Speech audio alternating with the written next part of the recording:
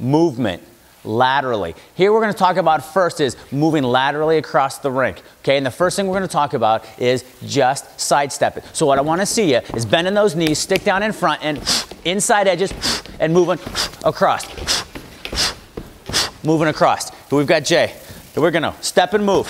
Sticks down in front, good. Heads up, good. Keeping that butt low, chest up, I like it. Side to side, back and forth. Exhaling, stick in front, watch the stick, don't get lazy on me, back and forth. Side step. Movement, laterally.